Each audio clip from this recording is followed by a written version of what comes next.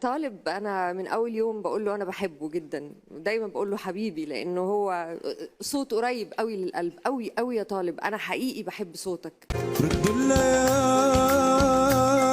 والقمر، ردوا عن سنين الضجر، ردوا لعيون النظر، ردوا حبيبي، ردوا علي يا بشر. أيوب مثلي ما صبر، رح دوب من كتر السهر. ردوا حبيبي، ردوا حبيبي.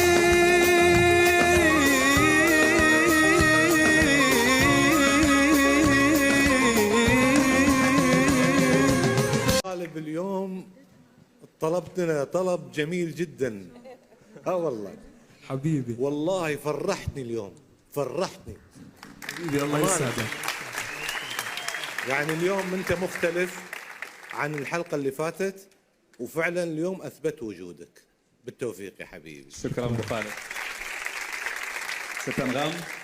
لا خليني اسمع راغب الاول، عايزه اسمع رايه في طالب الاول. طالب، أنا جدا جدا فرحان فيك.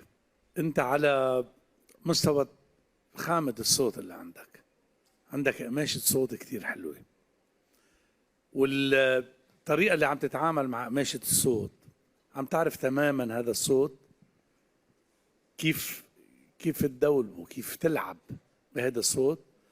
ريحتني. أنا من الأشخاص اللي ما كتير بحب العرب الزايدة، لكن عربك مع أنها كانت زايدة كنت فرحان فيها. عم بتصيبها 100% من دون أي خطأ، مع الإحساس العالي، الأداء العالي، والحضور العالي، واختيار الأغنية كان جدا لايق عليك. فطالب بقربك. أنا طالب. شكرا حبيبي.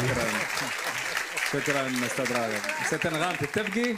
شفت بقى، شفت انا كنت عايزه اسمع رايه ليه، عشان كنت حاسه انه هيقول كلام حلو.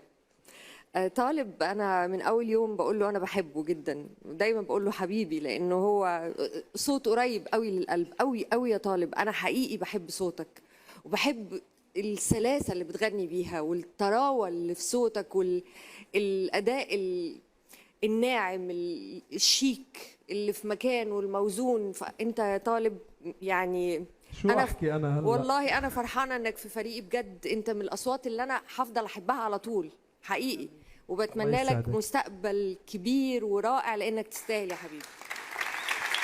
شكرا. انا مش عارف شو اجاوب بصراحه بعد كل هالكلام، مين قال بس لك بدي يا اعطيكي طالب؟ بوسه مني.